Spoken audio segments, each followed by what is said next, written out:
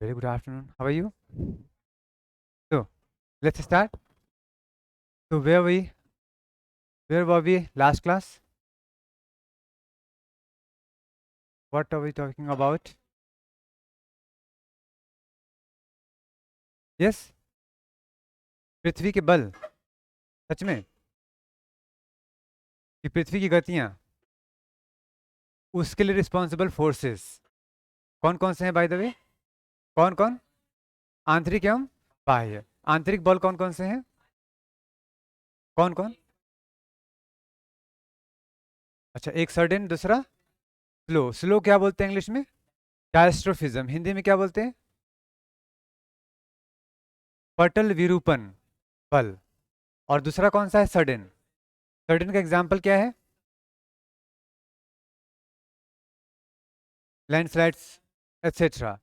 और पटल विरूपण की बात की जाए तो, कैस्ट्रोफिज्म की बात की जाए तो दो हैं, एपिरोजेनिक एंड ओरोजेनिक। एपिरो मतलब कॉन्टिनेंट, मतलब महादेश, तो महादेश का निर्माण, कारिज बल। और दूसरा कौन सा है? ओरोजेनिक, मतलब पर्वत निर्माण बल। ठीक है। अब ओरोजेनिक की बात की जाए तो अप और डाउन या left right, means compressional, tensional या up and down? Orogenic compression या टेंशन, मतलब दोनों एक तरफ आना, एक से दूसरे से दूर जाना, ये किस में आएगा? ओरोजेनिक। या ऊपर या नीचे जाना?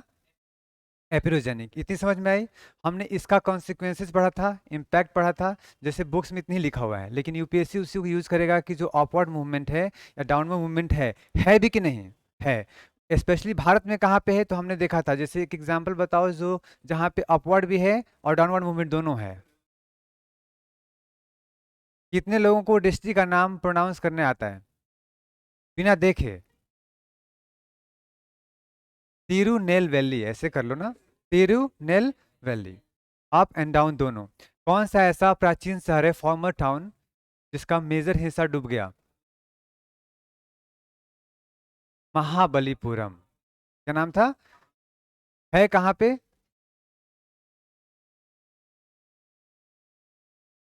ध्यान रखना, इस पूरे पृथ्वी पर एक बहुत ही महत्वपूर्ण शहर, जो कि रिलीजियस शहर के रूप में उभरा अभी अभी, इंटरनेशनल सिटी बनना है, अयोध्या। कहने का मतलब ये है, अब यूपीएससी यहाँ से क्या उठाएगी, सिर्फ अयोध्या नहीं, यहाँ से आपका जो रिलीजियस एंगल है, चाहे वो आपका, एग्जाम्पल लेते हैं, इसराइल का हो, जानते हो ना? कौन सा वो प्लेस जहाँ पे तीनों लोग क्लेम करते हैं कि हमारे ईश्वर वहाँ रहते हैं? जेरूसलम। वो भी इंपॉर्टेंट हो गया। अयोध्या तो है ही, अयोध्या के आसपास का सारा रीजन, जितने भी आपके टूरिस्ट प्लेसेस हैं, specially religious, now they are in news. आपको इनडायरेक्टली यूपीएससी ऐसे कनेक्ट करती है और पूछेगी आपसे, आपको लगा पता नहीं क्या पूछ दिया, लेकिन अब ये ऐसे ही कनेक्ट करता है। दुनिया में जितने भी रिलीजियस प्लेसेस हैं वो आपसे पूछे जाएंगे। इसमें थोड़ा सा आपको ऐड कर दूं, आपने पढ़ा है अभी पिछले साल हत्या हो गया था प्राइम मिनिस्टर ऑफ जापान का, शिंजो आबे का। अब उनकी हत्या इन सब से जुड़ी हुई चीजें हैं, बता सकते हो कैसे? If you can link, you can answer. जिसने हत्या की थी उसका स्टेटमेंट पढ़ा, केस स्टडी को स्टडी किया, यूपीएससी एस्पिरेंट हो तो तुम्हें पढ़ना चाहिए ना। बाकी उतर तुमने न्यूज न्यूज देखा, गोली मार दी गई, मर गए, कहानी खत्म। इतना बड़ा व्यक्ति मरा है, उसके पीछे का विज्ञान क्या था? उसके पीछे का विज्ञान, जिस व्यक्ति ने मारा था, जब उसे इन्वेस्टिगेट करके उससे पूछा गया सारी बातें, तो उसने बताया वहां पे एक कल्चर है जहाँ पे दान देने का कल्चर है। कौन सा? दान देने का। हमारे यहाँ भी है, right from the ancient history, sacrifice करना। लेकिन सेक्रीफाइस वो करना चाहिए जो आपके पास एनफ हो, जो आपके बेसिक नीड के बियॉन्ड हो, या थोड़ा बहुत कॉम्प्रोमाइज कर सकते हो। या ऐसा कि दान बस देना है, चाहे तुम्हारे पास हो या ना हो, अपना सारा संपत्ति बेच के दे दो और अपनी जिम्मेदारियों को भूल जाओ। तो वहां पे इस तरह का एक चलन है जिसके अंतर्गत सब लोग क्या करते हैं? दान करते हैं। सब लोग क्या करते हैं? दान करते हैं। तो जिस व्यक्ति ने मारा था, उसकी मॉम ने उसकी सारी प्रॉपर्टी, उसकी जो बेसिक नीड थी, उसको भी कॉम्प्रोमाइज करते हुए दान में दिया। और ये कल्चर बहुत ही गलत तरीके से होता जा रहा था। और चूंकि वैसे समाज से दान लेना बुरी बात नहीं है, लेकिन कोई अगर अपना आंख किडनी बेच के दान दे दे, सही है क्या वो? तो कुछ ये इस लेवल तक जाना शुरू हुआ, उस कल्ट के खिलाफ उसका मेंबर शिंजो आबे भी थे। जैसे कि कोई भी पॉलिटिकल लीडर होता है बड़ा, तो आप में से किसी कोई भी संस्था होगी तो वहाँ बुलाओगे ना। अब मोदी जी ही क्यों जी का उद्घाटन कर रहे हैं? अगर इसके इनकी जगह पे कोई भी प्राइम मिनिस्टर होता, वो करता, क्योंकि पोस्ट की वहाँ पे है इम्पोर्टेंस, नॉट कि व्यक्ति की। वैसे ही क्या होता है कि जब कोई भी संस्थान होता है, उस संस्थान में बड़े लोगों को बुलाया जाता है।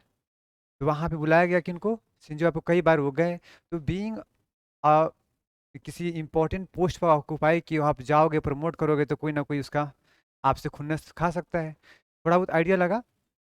ये जो कल्चर है सेक्रीफाइसेस का, इफ इट गोज बियॉन्ड, कहते हैं ना अति सर्वर्थ वर्जित। समझ में आया सबको ना ये बात? नहीं समझ में आया? वर्जित मतलब क्या बोलते हैं उसको, इंग्लिश में क्या बोलते हैं? अरे किसी चीज अति जब ज्यादा होता है, किसी चीज की जब जरूर ज्यादा करोगे तो खतरनाक होता है। तो वो कल्ट वहां पे चल रहा था, थोड़ा आइडिया लग गया? मैंने अभी भी इसको हिंट किया है, इसका मतलब ये नहीं आप जाओ आप घर पे स्टडी करना उस संस्था का नाम, उस जो हमारा क्या बोलते हैं उसको, प्रोसेस है, वो क्या प्रोसेस है, कौन कौन से लोग जुड़े हुए हैं, उस प्रक्रिया को क्या कहते हैं, ये सब रख लो अपने पास। और कभी भी जब सोशल इशू जैसे क्वेश्चन आते हैं, आपको इस तरह के कोट करोगे अपने आंसर में, तो आपको हमेशा 0.5 मार्क्स 1 मार्क्स ज़्यादा मिलने की संभावनाएं रहेंगी। डन। तो हम वापस आते हैं अपने टॉपिक पे, subsidence and upward movement. Subsidence के कुछ एग्जाम्पल लिखवाए थे, और अपवर्ड मूवमेंट का भी। Mumbai subsidence, Kerala western part subsidence, mainly subsidence ही वहाँ पे हो रहा है। डेक्कन प्लेटू तो कल लिखवाया नहीं था मैंने, ये तो है। अप्लाई दैट एन आंसर में। अच्छा प्लेटू का हिंदू क्या होता है? क्या पठार फंसा होता है कि ऊपर उठा होता है? ऊपर क्यों उठा? अपवर्ड मूवमेंट क्यों हुआ होगा? कारण? क्योंकि हम लोग पढ़ रहे हैं जियोमॉर्फोलॉजी, कॉज एंड इफेक्ट। कारण भी, जितने भी आपने पढ़ा सबके पीछे कारण पढ़ा ना, कि पानी निकाल रहे हैं हम लोग, तो नीचे का लेयर कम हो रहा है तो धंसेगा ही धंसेगा। तो what the cause of upward movement of Deccan प्लेटू? Yes,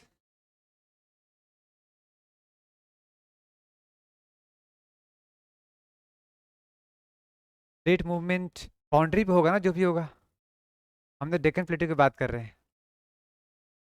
जैसे आपसे पूछने का कारण यही है कि थोड़ा समय देने का, मैं चाहूँ तो बिल्कुल जैसे यूट्यूब की क्लास होती है ना। चलिए हम लोग पढ़ रहे हैं पृथ्वी की गतियाँ, मूवमेंट ऑफ अर्थ। इसके लिए रिस्पॉन्सिबल कुछ फोर्सेज होंगे, दो हैं, एक एंडोजेनिक, दूसरा एक्सोजेनिक। बताता जाऊँ तो कोई मतलब नहीं है। अगर थोड़ा सा आप पोंडरिंग करते हो, थिंकिंग करते हो, दिमाग में प्रोसेसिंग होता है, तो पार्ट ऑफ अ पर्सनैलिटी बन जाती है, परमानेंट मेमोरी में चला जाता है। अब सोचो किसी ने सोचा क्यों ऊपर उठा होगा? इसका रीज़न जब हम लोग डिटेल में पढ़ेंगे इंडियन ज्योग्राफी तब मालूम चल जाता है, लेकिन मैं अभी बता देता हूँ। इंडिया पहले कहाँ था? बहुत ही नीचे, गोंडवाना का पार्ट था, इस इक्वेटर के नीचे था वो, विषुवत रेखा के। धीरे धीरे ऊपर की ओर जा रहा था। जब वो क्रम में ऊपर जा रहा था तो बीच में एक आइलैंड है जिसका नाम है रीयूनियन आइलैंड। क्या नाम है? आज भी है। अब बताओ कोई कौन से कंट्री के इंटर अंदर आता है वो? राइट साइड में है, मीन्स ईस्टवर्ड मेडागास्कर के थोड़ा ऊपर राइट में। वेरी गुड, सबको इतना पता है। रीयूनियन आइलैंड है। मुखर्जीनगर में एक आईएएस को संस्था है जिसका नाम है रीयूनियन। वैसे जान लो, मैं याद कराने के लिए बता रहा हूँ मैं। रीयूनियन कौन से कंट्री के अंतर्गत आता है वो? गलत। राइट। किसके अंतर्गत है वो? फ्रांस के अंतर्गत है। अब फ्रांस है तो ये बार बार जिक्र आएगा, बहुत ही महत्वपूर्ण कंट्री है कई मायनों में। पॉलिटी हो, हिस्ट्री हो, इकोनॉमी हो, ज्योग्राफी हो, इंटरनेशनल रिलेशन हो, या फिर सामाजिक आर्थिक विकास की जब बात की जाए, है ना, सबके लिए इंपॉर्टेंट है। ध्यान रखना, फ्रांस बहुत इंपॉर्टेंट कंट्री है। इससे पहले कि मैं आगे बढ़ूं, रीयूनियन में क्या होता है, लगातार वहां पे वोल्केनिक लावा निकलता रहता है। क्या निकलता है? इतनी बात समझ में आई? अब जब सपोज इंडिया यहाँ पे है, कुछ समथिंग लाइक दिस इंडिया का स्टेप था, और यहाँ पे अगर लावा लगातार निकल रहा है बाहर की ओर, और जब ये इस तरफ से गुजरेगा तो ये लावा इस पे भी आएगा। जब लावा निकलेगा बाहर तो ऊपर उसका लेयर बनेगा, और जो यहाँ का लावा है वो काफ़ी फ्लूइड है, मतलब काफ़ी फ्लो करता है। तो इस पे आता गया और इस पे फैलता गया, ऐसे फैलता जाएगा, ऊंचा उठता जाएगा, फैलता जाएगा, और यही लंबे समय के बाद सॉलिडिफाई हो जाएगा ठंडा होने के बाद। फिर क्या होगा? Cooling and solidification. क्या बन गया? जो पहले मान लो समथिंग लाइक पठार, ये प्लेन रहा होगा, अब इसके कुछ हिस्सों में समथिंग लाइक ऐसा हो गया, क्या बन गया? पठार, इसी को बोलते हैं। ये क्यों उठा मालूम चला? Because of volcanic activities. कहाँ हुआ था वो? Reunion island. जितना समय लगा होगा इससे गुजरने में, उतने में क्या होगा? Volcanic eruption. और ऐसा तो नहीं है कि लगातार इरप्शन रोज हो रहा है, मैंने क्या बताया था? वॉल्केनिक इरप्शन रोज नहीं होता ना, कभी कभी। मतलब कि जब इंडिया का ये वाला हिस्सा जब यहाँ से गुजर रहा होगा, तब इरप्शन शुरू हुआ होगा। और जब तक कुछ, ये क्या गायब हो गया यहाँ पे? चलो ठीक है, मान लो कि जैसे यहाँ से शुरू हुआ और यहाँ आते आते खत्म हो गया हो, मे बी यहाँ आते आते खत्म हो गया हो। तो जहां पर था, जहां जहां फैल गया, वहां वहां पर को क्या मिल गया? पठार, उठा हुआ हिस्सा। अब समझ में आया वाई इट इज। अच्छा, इसके अलावा तुमसे क्वेश्चन पूछा जाए, सुने होगे सेंट्रल हाईलैंड्स, हाईलैंड नाम सुना है? जैसे पठार ही बोलते हैं, विश्व के लगभग हर कंट्रीज में देखने को मिल जाएंगे लगभग। तो जो उनके उठे हुए पार्ट हैं, जनरली कैसे उठे होंगे? कोई ना कोई अपवर्ड मूवमेंट तो हुआ होगा, या फिर यूं जो पहाड़ होगा उसका सब्सिडेंस होकर वो पठार बन गया होगा। पहाड़ से क्या? पठार, माउंटेन टू प्लेटू, और कुछ प्लेटू टू डायरेक्टली प्लेन बन गए होंगे। तो means there is always upward downward movement happening throughout the history of earth. At the same time there is always horizontal movement, क्षैतिज दिशा में मूवमेंट हो रही है। जैसे इंडियन प्लेट जा रही है नॉर्थवर्ड चाइना की तरफ, हिमालय से कॉलिजन, और धीरे धीरे हिमालय बढ़ता जा रहा है उसका हाइट। जैसे as per the latest data, height क्या एक्सपेक्टेड किया गया है हिमालय का?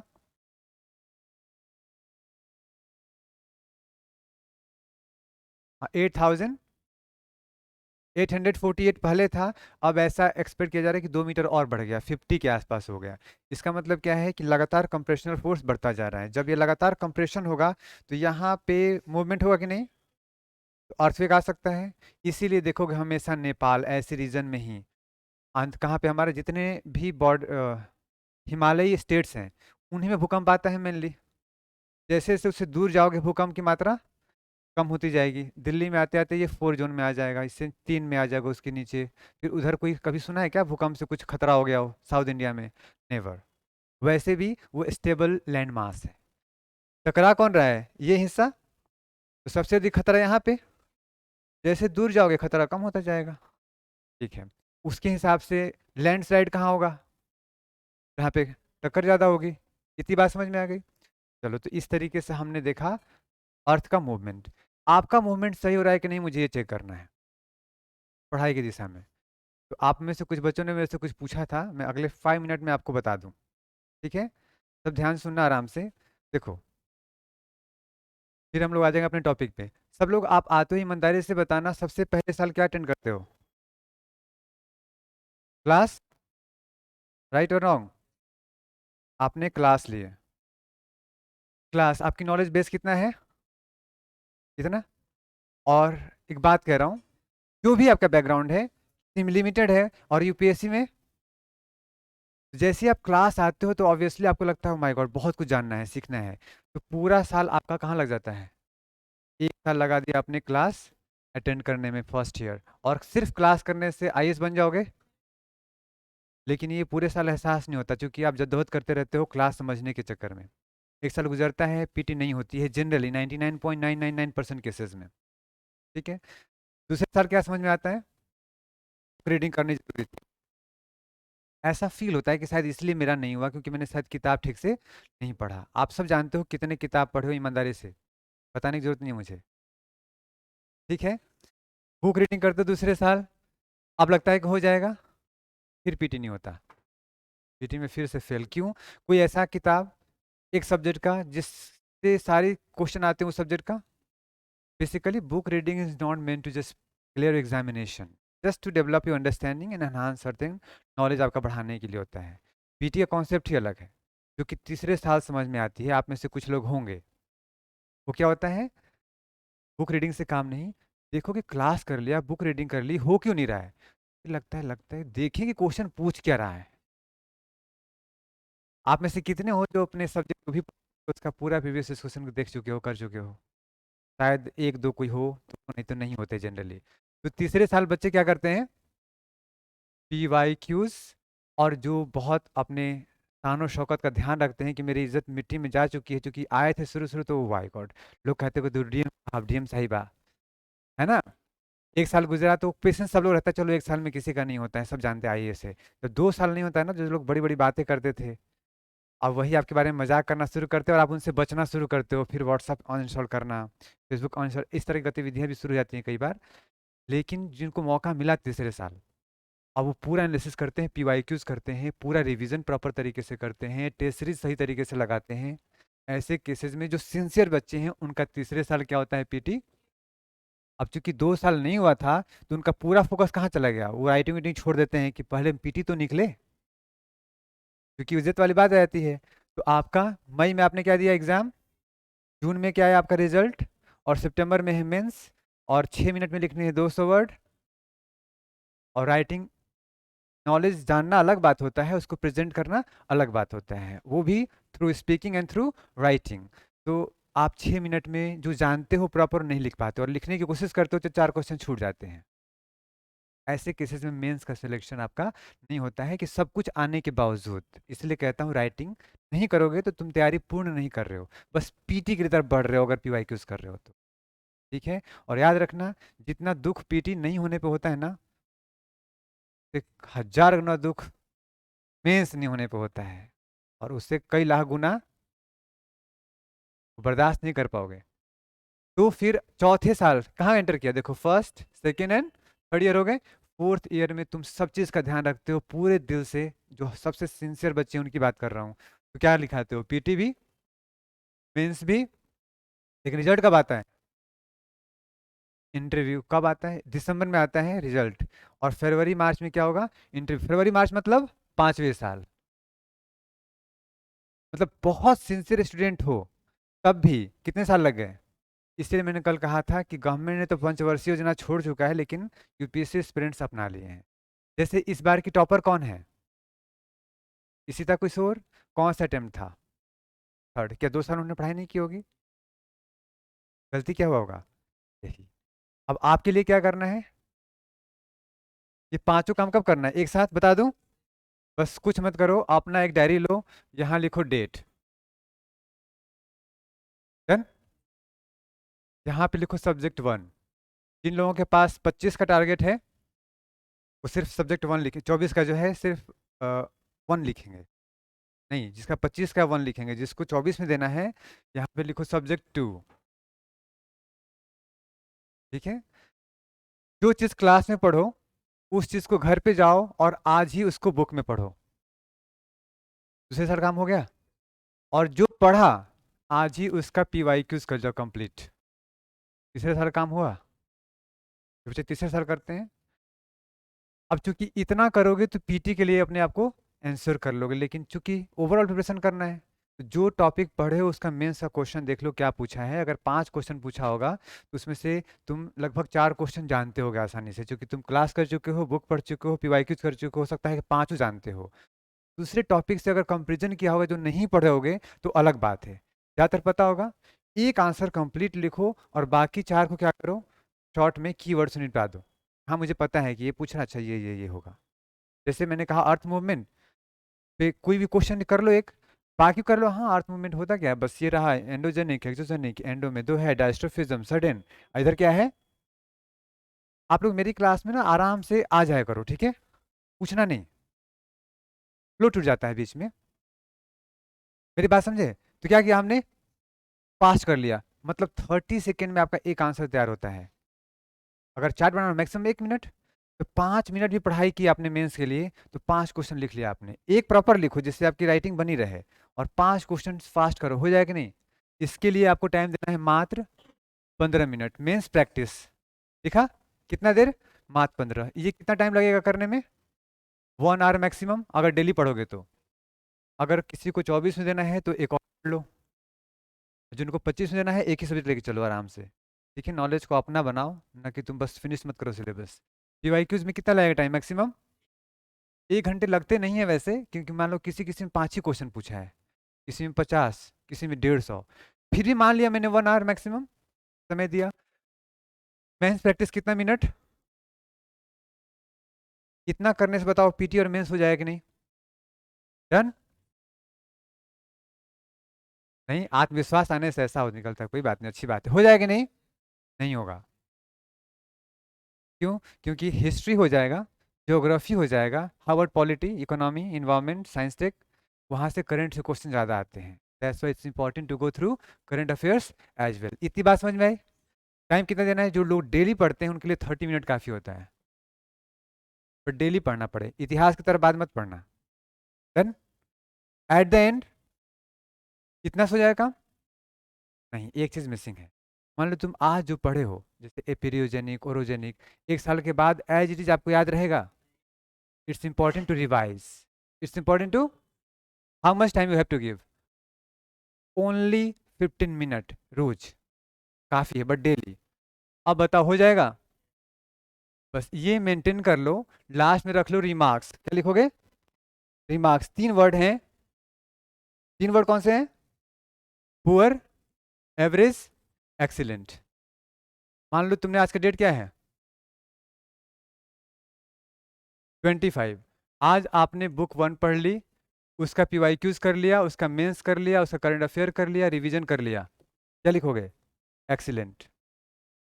कितने घंटे हुए? 1 2 3 ओवरऑल। क्लास के बाद मात्र 3 घंटे, इतना तो बनता है ना पढ़ना। मान लो 26 को पढ़ने बैठे, 26 जनवरी छुट्टी कर लेते हैं या कुछ कर लेते हैं, किताब पढ़ी, MCQ नहीं किया, मीन्स प्रैक्टिस भी कर लिया, सब कुछ कर लिया, क्या लिखूं? और मान लो इस दिन तुमने 10 घंटे पढ़ाई कर ली, फिर 10 घंटे पढ़ाई की, लेकिन तुमने एक काम नहीं किया, PYQs नहीं किए। पढ़ना 3 घंटे था लेकिन पढ़े हो 10 घंटे, तभी एवरेज। क्यों? क्योंकि तुम टीचर बन जाओगे, IAS नहीं। बताया था ना, ये तरीका, ये सब इसके किसी एक के बिना नहीं बन सकते, और 4 दिन नहीं करोगे 5वें दिन याद भी नहीं रहेगा। इसलिए जरूरी क्या है, इसके बावजूद भी यहाँ पे क्या लिखोगे? एवरेज। और किसी दिन 2 काम नहीं करो तो, मान लो ये नहीं किया, ये नहीं किया, और 16 घंटे पढ़ाई की, तो 16 घंटे बाबा बनने वाला पढ़ाई है, एग्जाम निकालने वाला नहीं। तो क्या हो जाएगा यहाँ पे? पुअर। और महीने में 30 31 दिन होते हैं, होते हैं। अगर आपने 20 डेज भी एक्सीलेंट लेकर के आए, तो समझो कि वो महीना आपका बहुत अच्छा गया UPSC के लिए। और यदि अगले 6 से 8 महीने तक आपने ये 20 डेज का एक्सीलेंट मार्कर एवरेज मेंटेन कर लिया, then you are in. First attempt में मोर देन 50 स्टूडेंट मेरे सेलेक्टेड हैं, स्टेट PCS UPSC दोनों मिलाकर। और स्टेट PCS की बात की जाए तो मैं 3 साल आसाम में था, और वहाँ की मारिया 2018 चेक करना, टॉपर मेरे स्टूडेंट। नीमाश्री 3rd रैंकर मेरे स्टूडेंट। इस बार की 12th रैंकर प्रोनोमिका कॉन्वर मेरे स्टूडेंट। 26th रैंकर पूजा, 34th रैंकर विशाल, ये सब मेरे स्टूडेंट हैं। बस उनसे मैंने यही करवाया था। बस इशू क्या था कि क्लास में नहीं बता करके मैंने बकायदा बैठाया, क्लास करो और वहीं बैठो, जैसे आपका मेंटरशिप चल रहा है यहाँ पे ना, बस इसी मेंटरशिप में क्या करो, इस चीज़ को बस मेंटेन कर लिया जाए, आप पे प्रेशर बनाया जाए कि इतना काम बस तुम कर लो कि 3 घंटे एक्स्ट्रा पढ़ लो, सिर्फ 3 घंटे क्लास के बाद, जिसमें ये सारा काम हो जाए। उसके बाद अगर पैशन है तो ज़्यादा पढ़ो, लेकिन कम से कम इतना करो। और 6 से 8 महीने इतना कर लिया तो एग्जाम में आपको कोई नहीं रोक सकता। इमेजिन करो, 1 घंटे MCQ लगाने का मतलब होता है 50 क्वेश्चन रेडी कम से कम। एक साल में कितने क्वेश्चन हो जाएंगे? कितने? 5 क्वेश्चन डेली। 50 क्वेश्चन डेली, मतलब एक महीने में कितने क्वेश्चन हुए? 1500। एक साल में 12 6 18 हज़ार। और 18 हज़ार क्वेश्चन कोई MCQ करके जाएगा, उसका प्रीलिम्स ना हो, डू यू थिंक? और तुम एक बार करना चाहोगे एग्जाम टाइम में, 4 महीने में होगा? फिर वो भूल भी जाओगे। ऐसे आराम से जो पहले क्लास किया उसी को बुक पढ़ा, उसी का MCQ किया, बहुत ही सस्टेनेबल वे है। 3 घंटे का डेली का study and your work is done. आप में से जो भी मेरे को थोड़ा क्लासेस के बाद प्रॉमिसिंग लगेंगे, क्योंकि शुरू में क्लासेस भरी होती हैं, मेरा एक्सपीरियंस है ये, जैसे जैसे चीज़ें आगे बढ़ती हैं धीरे धीरे लोगों का इंटरेस्ट कम होता जाता है, क्योंकि मेहनत नहीं होता है, पीछे की चीज़ें याद नहीं रहेंगी। और ये है ज्योग्राफी, इसमें हर चीज़ एक दूसरे से जुड़ा हुआ है। अगर ये वाला भूलोगे ना तो यहाँ धड़ाम से नीचे गिरोगे। और ये होता है हर क्लास में, मेरे साथ मैंने देखा है।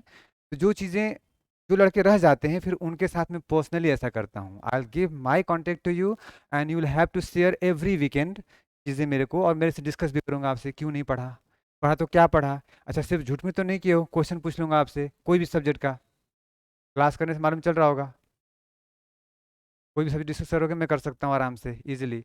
तो आप पे ध्यान दूंगा और आप 100% सेलेक्ट हो जाओगे, राइट और रॉन्ग। जिसके ऊपर नज़र रहती है वो परफॉर्म करते हैं, क्योंकि हम लोग होते हैं, बुरा मत मानना, लतखोर। हम पे प्रेशर ना बनाया जाए तो हम काम, तो ये खुद पे प्रेशर बनाने का तरीका है, जब कट करोगे ना किसी दिन अंदर से फील होगा अगर तुम सही स्टूडेंट हो तो। डन, आज के लिए ये काम करना प्लीज़ डेली, और ये मेंटेन करना, एवरेज पुअर एक्सीलेंट जो आ रहा है 120 डेज। अगर किसी को इस बार देना एग्जाम तो अलग से मेरे साथ बैठ जाना, मैं आपका स्ट्रेटजी बना दूंगा 100 दिन की कि कैसे पढ़ते हैं, ठीक है। जैसे किसी को ज्योग्राफी पढ़ना है तो पीटी के लिए सिर्फ और सिर्फ ध्यान दो इकोनॉमिक ज्योग्राफी पे, जिसमें एग्रीकल्चर मेन है, 3 क्वेश्चन वहां से आएगा, बाकी इंडस्ट्री, ट्रेड, इंफ्रास्ट्रक्चर और रिसोर्सेज से 3 क्वेश्चन आएगा, 6 हो गए। क्लाइमेटोलॉजी से 3 क्वेश्चन आएगा, जो कि मैं फिनिश करा दूंगा यहाँ पे, और आप उसके लिए निश्चिंत रहो, क्लाइमेटोलॉजी कोई क्वेश्चन आपसे छूटेगा नहीं, क्योंकि मेरी क्लास मतलब सबके जुबान पे रहेगा। इसके अलावा बचा क्या, मैपिंग, वो खुद करना है आपको, कुछ लिंक शेयर कर दूंगा आपको, मुश्किल से 2-3 घंटे के वीडियो होंगे, आप सबको पता है कौन सी चीज़ें न्यूज़ में है, वहीं से मैपिंग आएगा, आपने कर लेना है। कितने हो गए, 6, 3, 9 और 2 11 क्वेश्चन कितने आते हैं, 11 से 15। बाकी 3 क्वेश्चन के लिए आपको जियोमॉर्फोलॉजी, पूरा ओशनोग्राफी, बाकी जितने डायमेंशन है वो पढ़ने पड़ेंगे, लेकिन फोकस कहाँ करना है, इन्हीं 3 टॉपिक पे पीटी के लिए। डन, ज्योग्राफी डन हो गया। इसी तरीके से आपको बना दूंगा मैं, हिस्ट्री में क्या पढ़ लो, इकोनॉमी में क्या पढ़ लो, इन्वायरमेंट में क्या पढ़ लो, साइंस टेक में क्या पढ़ लो, एंड सो ऑन। एक बार बना के दे दूंगा कॉपी में, उसको बस फॉलो कर लो। डेली बेसिस पे 50 क्वेश्चन का टारगेट रखो, वैसे 100 क्वेश्चन टारगेट करना चाहिए जिनको इस बार देना है एग्जाम। कौन सा, 100 क्वेश्चन, और 100 क्वेश्चन करने का मतलब पता है टाइम कितना लगता है, कितना, ईमानदारी से बताओ। यूपीएससी का 100 क्वेश्चन प्रॉपर तरीके से करने के लिए चाहिए 5 आवर्स। क्वेश्चन, आंसर, एक्सप्लेनेशन, चारों ऑप्शन का एनालिसिस, यानी कि जो सही है गलत है, क्यों, कैसे। इससे क्या होगा कि फिर एक क्वेश्चन 5 क्वेश्चन के बराबर होगा।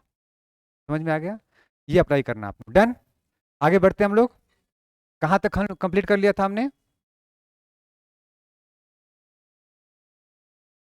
ये हो चुका। डन, हम लोगों ने ओरोजेनिक, एपिरोजेनिक, सब्सिडेंस का एग्जाम्पल डन कर लिया सारा।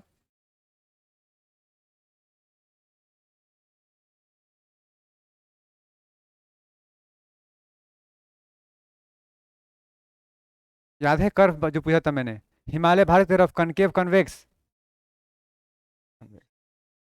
Andaman Nicobar and individual islands of Lakshadweep concave, crescent से बोलते हैं जनरली उसको, क्रिसेंट से। ध्यान रखना होगी। मैक्सिमम हाइट कितनी, मैक्सिमम हाइट कितना है आइलैंड का, उस आइलैंड का, लक्षद्वीप की, चूंकि न्यूज में है तो पढ़ जानना चाहिए तुम्हें ना। 5 मीटर। कौन सी मछली सबसे फेमस है, लक्षद्वीप की मछली, फिश,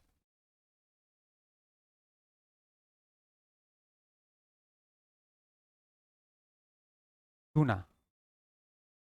टूना न्यूज में रख लो, मोर देन 1 लाख टन के आसपास वहां प्रोडक्शन होता है। एनीवेज कम हियर, ये क्या दिख रहा है आपको, व्हाट आर दिस, सबमर्जेंस। तो ये पानी के बाहर क्यों दिख रहा है फिर, देखो ये कभी नीचे रहा होगा, जो जहाँ वेव कट्स वगैरह हैं, ये पानी के लगातार इन्फ्लुएंस एक्शन में आके कट हुआ होगा, और समय के साथ क्या हो गया, अपलिफ्ट जो हमें दिख रहा है, इसका मतलब these are the example of upward movement. इतनी बात समझ में आई। ओरोजेनिक, द माउंटेन, ये हो चुका हमारा, तो फटाफट लिख लो फास्ट। ओरो मतलब माउंटेन, जेनिक मतलब जेनेसिस, बिल्डिंग, फॉर्मेशन।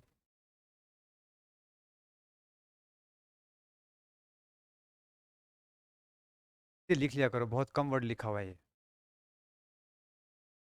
आपका। सारी क्लासेस ऐसी करते हो या फिर मेरी क्लास में,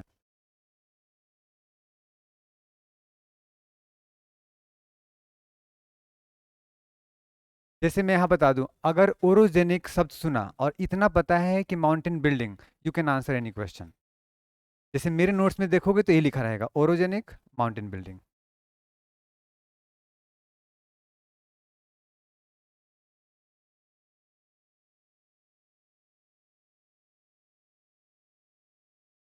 चला करना चाहिए।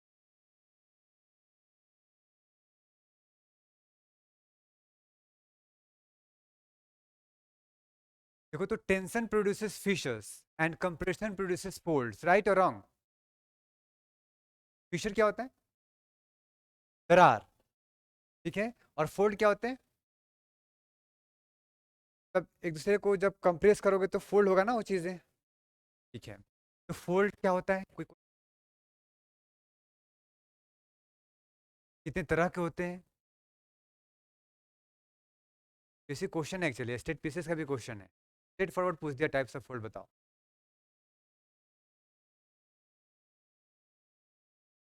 वैसे तो सैकड़ों हो सकते हैं, मुख्यतः जो होते हैं उनको डिस्कस करेंगे रूप से जो होगा।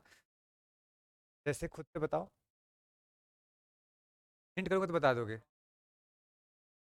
अरे, कल, कल, बटन, रिकम्बेंट, क्लीनल, नाम नहीं सुना कभी? समनति में, अभी दिखाता हूँ। लिख लिया इतना? आगे बढ़ो। ये कौन किसका एग्जाम्पल है? ये टेंशन या कंप्रेशन? टेंशन अब एक दूसरे दूर जाता हुआ, ठीक है, दरार बोल सकते हैं या फिशर बोल सकते हैं। ये किसका एग्जाम्पल है? ऐसे आपस में कॉलिजन हुआ होगा तो ये फोल्ड हो गया होगा। ठीक है, इतना आसान। ये किसका एग्जाम्पल है? टेंशन। थोड़ा सा साफ नहीं दिख रहा है लेकिन समझ में आ रहा है। वैसे ऐसा दरार विश्व में सबसे बड़ा कहाँ पे है?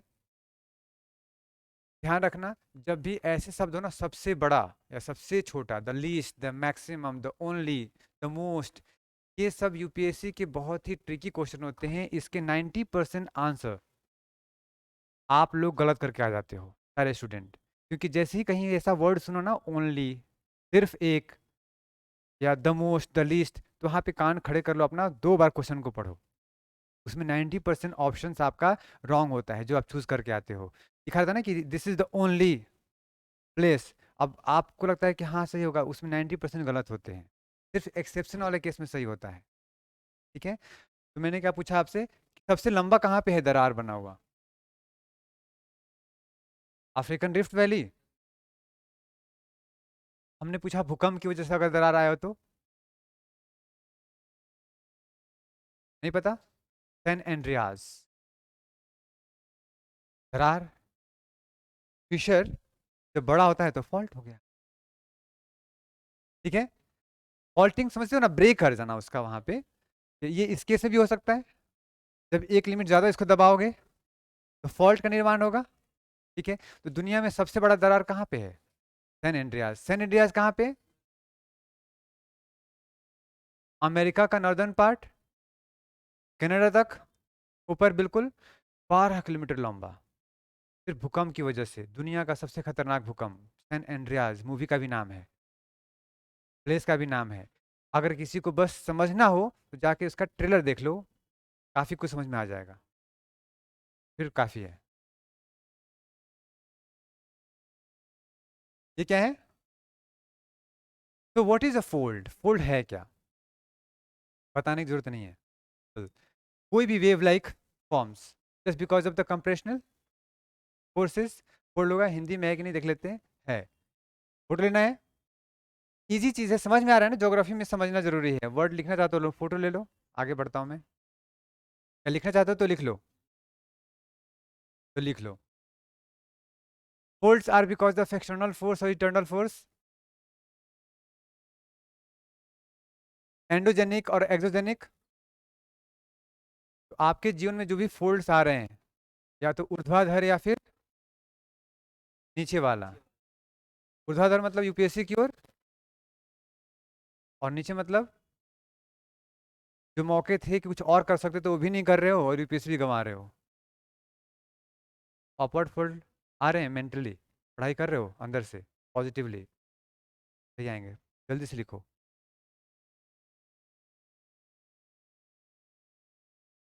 तरीका सही है। Smart study. जब तक लिख रहे हो तो एक स्मार्टनेस से बताऊं छोटी सी बात।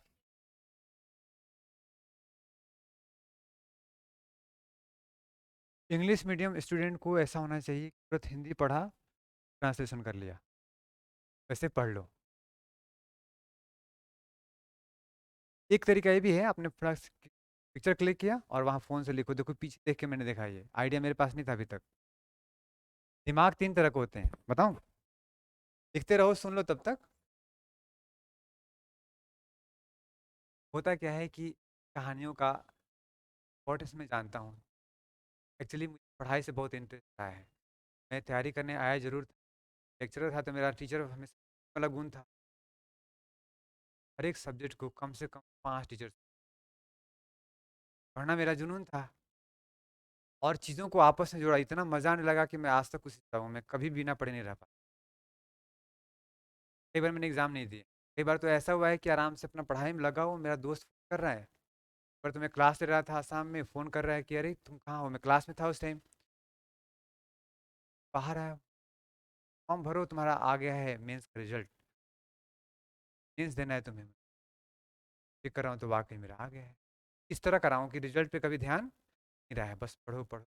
मैं ऐसा नहीं बनना है कि टीचर से पढ़ना है, एक ही साल पढ़ना है, वो पांचों काम करते जो मैंने दिया है और निकल लेना है।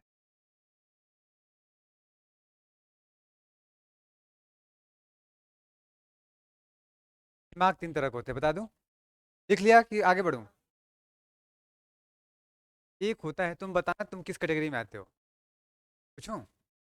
एक होता है रबड़ की तरह, इलास्टिक बॉल की तरह, कोई कील ठोकोगे, जब तक कील ठोके हुए वो अंदर, फिर उसमें है, जैसे निकाला बंद, वापस जैसा था वैसा। वैसे होते हैं, बात उनको समझा दो, बता दो, जब तक सामने हैं ऐसा तुम्हें लगेगा कि हाँ वो बंदा समझ रहा है।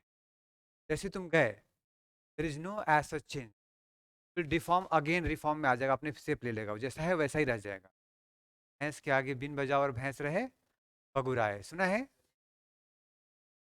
ये पहले होते हैं कैटेगरी माइंडसेट वाले, देख लो कोई है क्या उसमें से।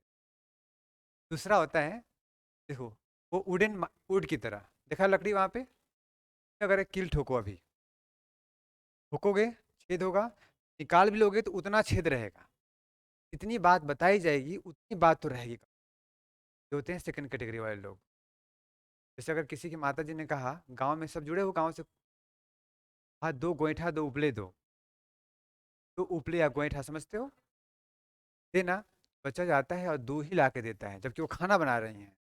बोलचाल की भाषा में कहते हैं कि जरा 1 मिनट, अब वो 1 मिनट घड़ी देखने लगे कोई, करने का 1 मिनट, सर हो गया 1 मिनट। ये दूसरे कैटेगरी वाले लोग होते हैं। तो होते हैं बैम्बू की तरह, बांस की तरह, में तुम कोई कील ठोको, ठोकोगे तो क्या करेगा, पूरा फट जाएगा। मतलब उनको कोई एक बात बताओगे, वो बात छोड़ो 8-10 बात का अंदाजा और लगा लेंगे। नहीं समझे? नहीं समझे तो गाँव में कभी ये सुना है के बारे में, एक बात कान में कही गई, 1 घंटे बाद, तो मैं सिर्फ इस सेंस में कह रहा हूँ कि समझ लो, और कोई बात नहीं है मेरा, I am not commenting, I am not racist. पुरुषों में भी वैसा होता है। तो तीसरा होता है सुपर कैटेगरी का माइंड। और यूपीएससी में अगर थर्ड वाले हो कि कोई एक बात बताई गई आराम से, जैसे मैंने ज्योग्राफी में बताई, आपने पॉलिटी यार सबसे जुड़ते गए, वेरी इजी फॉर यू, आपके लिए केक जैसा हो जाएगा, एक वॉक जैसा यूपीएससी प्रिपरेशन। और जहाँ सब अलग अलग पढ़ना शुरू किया और आपस में कनेक्ट नहीं कर पा रहे हो, यूपीएससी बहुत मुश्किल। ट्राई टू कनेक्ट, और मैं बताता जाऊँगा कैसे। हमारे तो टीचर लोग तो शेरो शायरी में, फिल्मों में ही पूरी पढ़ा दिया, कितने सारे टीचर्स बहुत अच्छे तरीके से। ये क्या है, रियल लाइफ में देखा होगा ऐसा होता है पत्थर। इसमें एक सीखने वाली बात है कि जो इसका समथिंग लाइक ये स्ट्रक्चर देखते हो आप कभी भी, चलो कोई बात नहीं, ऐसे होता है ना ये, तो आपको दिख रहा है ये अपर वाला पार्ट क्या बोलते हैं? एंटीक्लाइन, हिंदी में अपनति, और नीचे वाले को अभिनति। कीवर्ड ध्यान रहेगा, अपनति अवनति, ये बार बार आएगा क्योंकि हिमालय में पूछेगा, सिनक्लाइन ऑफ हिमालय, जहां आप बैठे हो ये कभी सिनक्लाइन ऑफ हिमालय था। कौन सा पार्ट था? ये वाला पार्ट था। तो यहाँ पे बिल्कुल गहरा था, कहने का मतलब समथिंग लाइक दिस। अगर इसकी बात करूं, कभी हिमालय ऐसा रहा होगा ना, समथिंग लाइक दिस। कभी ये पार्टी क्या हो गया? अभिनति, इंग्लिश में बोलते हैं सिनक्लाइन, क्या बोलते हैं? एंटीक्लाइन। जहाँ बैठे हो अभी, ये कभी इसका हिस्सा था। ठीक है? जब पढ़ेंगे इंडियन ज्योग्राफी तो डिटेल में देखेंगे कि कितना गहरा था, कहाँ से कहाँ तक था, कहाँ पे सबसे अधिक गहराई थी। बड़ा इंटरेस्टिंग है, जो बुक्स वगैरह में मिलेगा नहीं आपको। मैंने रिसर्च किया हुआ है, इसलिए मैं बता पाऊंगा आपको। डन। सिनक्लाइन एंटीक्लाइन डायग्राम बना लिया, जरूरत नहीं है। ये क्या है? तो क्या बोलते हैं? हिंदी में क्या बोलेंगे? क्या बोल सकते हैं? भुजा बोल सकते हो, कोई इशू नहीं है ऐसा। ठीक है? ये क्या है?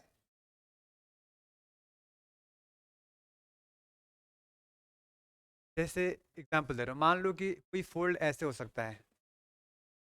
सपोज कोई फोल्ड ऐसे है, ये एक्सेस कर सकते हैं कि इसके, अगर मान लो यही फोल्ड ऐसे है तो इसका एक्सेस कैसा होगा?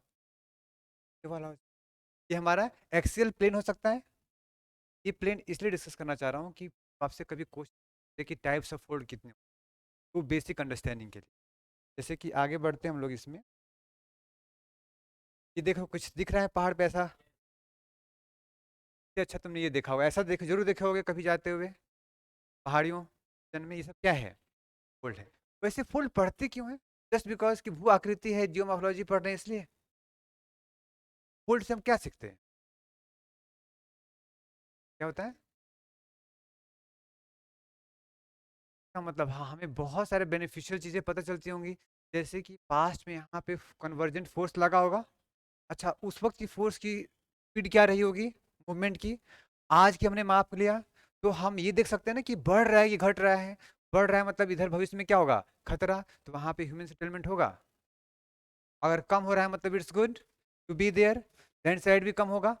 अच्छा, साथ साथ में जहाँ कहीं ऐसे बड़े स्तर पे हुआ होगा तो हो सकता है कि बीच में पर्वत पहाड़ रहे हों, वो पूरा दब गया हो।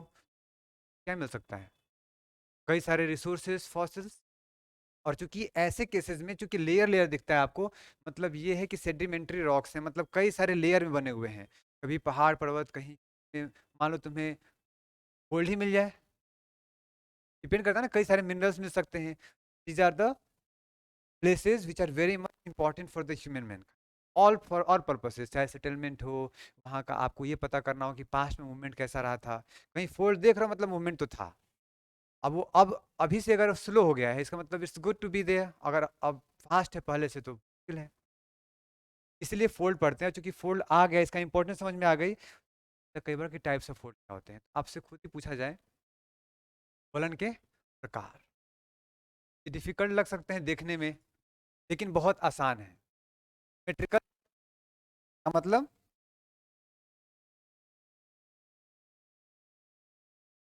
सबसे बढ़िया, मान लो अपने आप को इमेजिन करो, अपने ठीक सेंटर से अपने आप को इमेजिन करो। मान लो एक हाथ का लंबाई 1 मीटर, दूसरे का 2 मीटर। सिमेट्रिकल होगा वो? एक तरफ की 56 इंच, दूसरे की 5 इंच। सिमेट्रिकल होगा? वो एसिमेट्रिकल हो जाएगा। मतलब अ असममित वलन, और समित मतलब सिमेट्रिकल। इंसान सिमेट्रिकल होता है बीचों बीच से, दोनों तरफ। बात समझ में आई? एग्जाम्पल ले लेते हैं, सिमेट्रिकल समझ में आ गया। एसिमेट्रिकल मतलब बराबर दोनों तरफ नहीं है। इतना क्लियर? थोड़ी सी और बातें हैं, लेकिन फॉर नाउ इतनी बात समझ में आई। तीसरी बात क्या कर रहा है? मोनोक्लिनल, तब एक ही तरफ से इंक्लिनेशन हो, एक नॉर्मल हो, दूसरी तरफ क्या हो? इंक्लाइन हो, तो क्या बोलते हैं? मोनोक्लिनल। तीसरा क्या है? आइसोक्लिनल। क्या है यहाँ पे? समनत, बस एक ही डायरेक्शन में हो, मूवमेंट ऐसे ना हो करके दोनों एक ही तरफ झुका हुआ हो, एक ही तरफ, आइसो मतलब सेम, एक ही दिशा में। लास्ट में क्या है, उससे पहले ओवरटर्न फिर रिकम्बेंट। मैं डायग्राम बता दूं, अच्छा है देखो। पहले तीन चीजें समझ लेते हैं बेसिक वाला।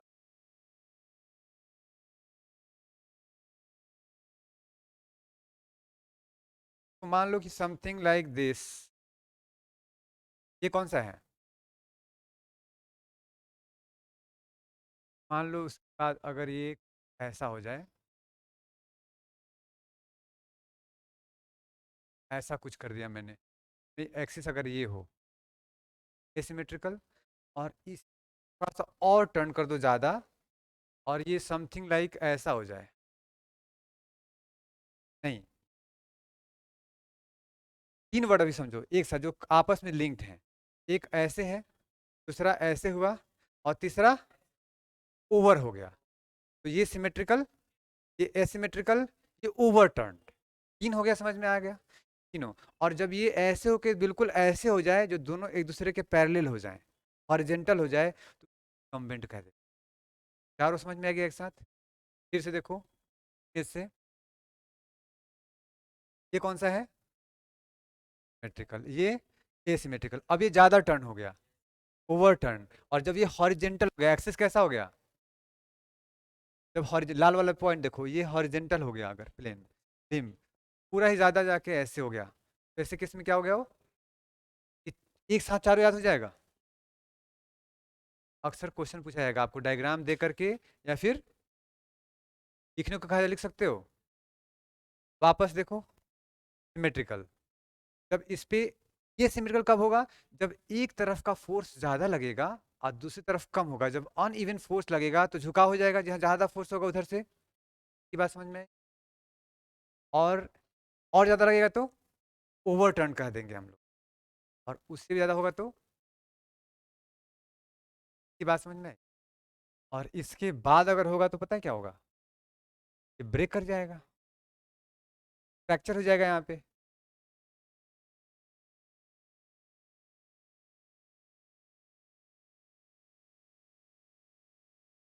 फोल्ड नहीं ना, रिकमेंड फोल्ड की बात कर रहे हैं, ठीक है? चारों समझ में आ गया, याद रहेगा। इसके अलावा देखो, अब ये बताओ, इसको ओपन भी कहते हैं, ये कौन सा है, एसिमेट्रिकल, वो ओवर टर्न हो गया। और ये रिकमेंड, इसको दिखाने की कोशिश करो, हॉरिजेंटल हो गया ये, ठीक है? और आइसोक्लिनल, आइसो मतलब सेम, और इंक्लिनेशन मतलब एंगल, इंक्लिनेशन मतलब एंगल, तो क्लिनल मतलब एंगल की बात कर रहे हैं, आइसो क्लिनल। जब आपका फोल्ड का दोनों लिम्ब आपस में पैरेलल हो जाते हैं तो क्या बोलते हैं उसको, आइसो। और मोनोक्लिनल किसको बोलेंगे, नहीं है, एक ही टर्न हो रहा होगा, दूसरा नॉर्मल रहेगा।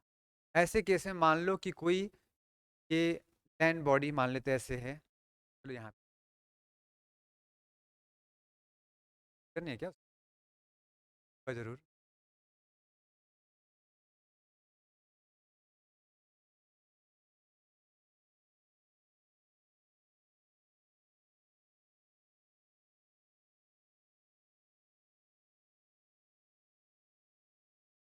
आ गया वो। Anyways, something like this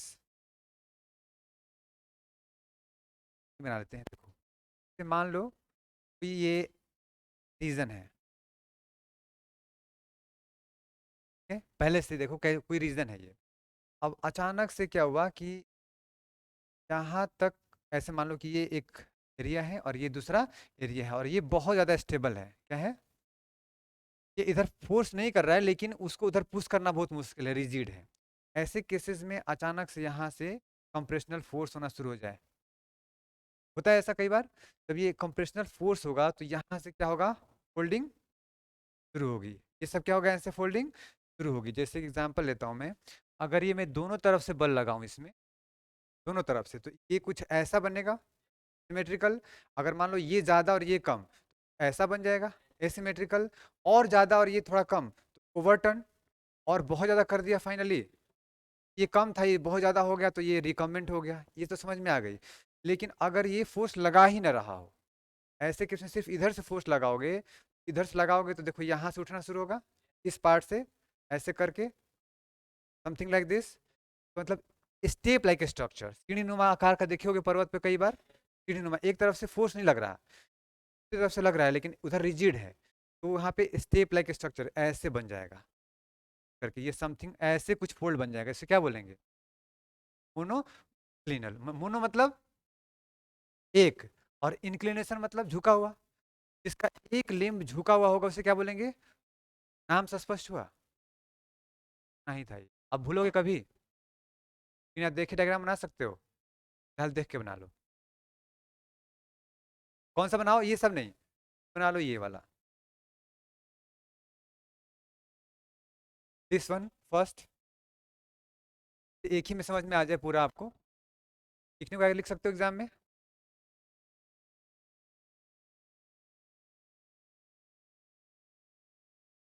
आइसोक्लिनल, clean मतलब इंक्लिनेशन का हाफ ले लिया हमने, झुकाव। आइसो मतलब सेम, जो दोनों एक तरफ झुका हुआ हो, एक समान, मतलब पैरेलल हो जाए एक्सिस का।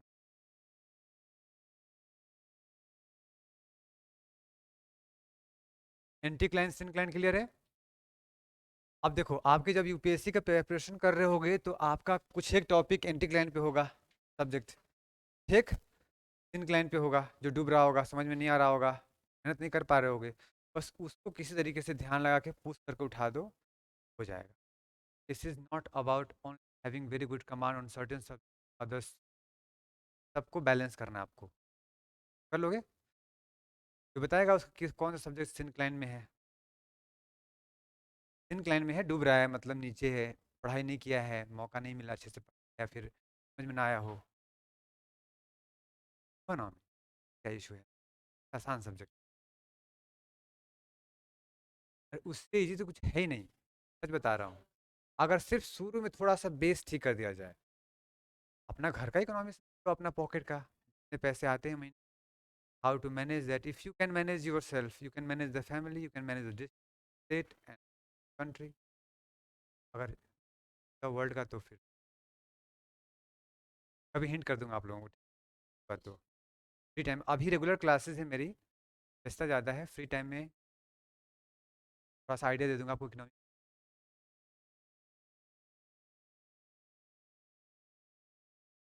सेट, सेट के लिए आराम से वाला पार्ट है ना, वो कर जाओ। हाँ, तेरे प्रीवियस ईयर क्वेश्चन उठाओ यूपीएससी का, एक टॉपिक लो, उससे पूछिए क्वेश्चन, एक जगह रखो, देखो कि किस किस तरह क्वेश्चन आते हैं, बस वो 5 क्वेश्चन प्रैक्टिस कर जाओ विद कॉन्सेप्ट, वो तुम्हारा सिर्फ रीजनिंग कर जाओगे ना, 25 क्वेश्चन और 28 क्वेश्चन में सिलेक्शन आता है, 29 स्मार्ट स्टडी, और उसमें गलत नहीं होता रीजनिंग का भी, रीजनिंग जो बन जाएगा ना तुम्हारे फ्लो में आते हुए, अंडरस्टैंडिंग गलत नहीं होता। बाकी 80 क्वेश्चन में से 3 क्वेश्चन में नहीं बनाओगे, सबसे आसान है, वीक पॉइंट रीजनिंग ही है सेट का, बाकी मैथ्स में तुम कमांड नहीं कर सकते कि बना ही लो। इंग्लिश वाला जो कॉम्प्रिहेंशन आता है, पता है ना, हालांकि वो बहुत आसान होता है, अगर बहुत आसान नहीं, चैलेंजिंग होता है, लेकिन थोड़ा ध्यान रखोगे तो हो जाएगा। हो गया सबका? आगे बढ़ा जाए, की जरूरत नहीं है ना? Do you want to write about all those in detail? यही कि दोनों लिम्ब समान एंगल से झुके होते हैं, तो उससे क्या बोलते हैं? दे दूंगा मैं। ये कौन सा है बताओ, ये कौन सा है?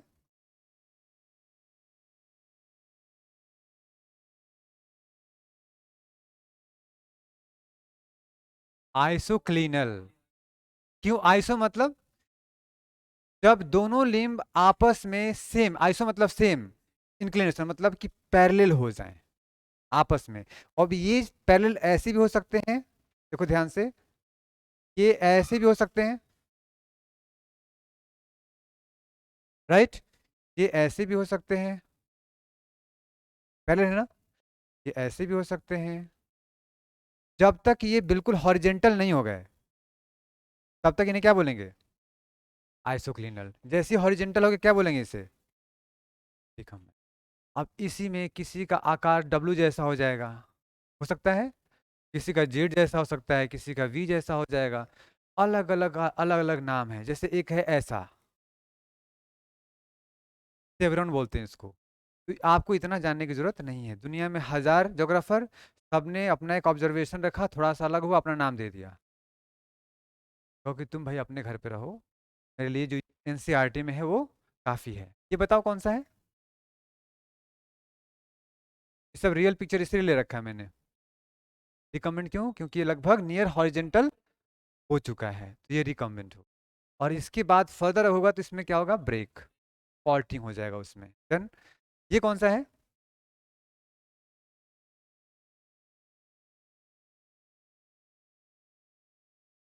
देखो समथिंग में ये वाला डायमेंशन देखो, दिख रहा है ये वाला?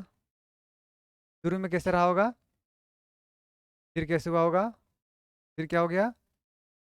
ओवरटर्न कह सकते हैं। अब ये थोड़ा और नीचे हो जाता तो रिकम्बेंट हो जाता। इतनी बात समझ में आ गई? Done.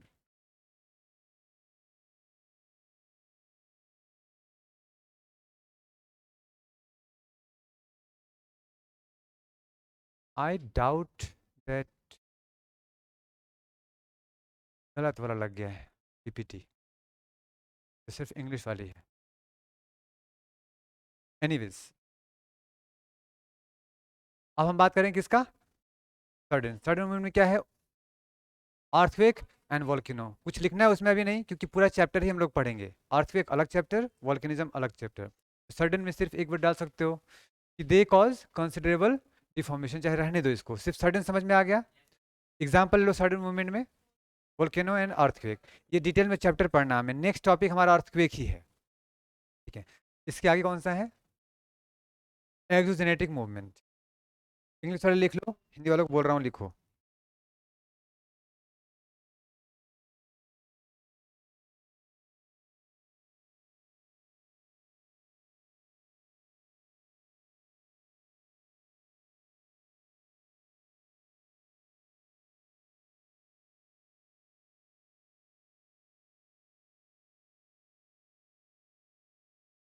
Anybody knows how to put?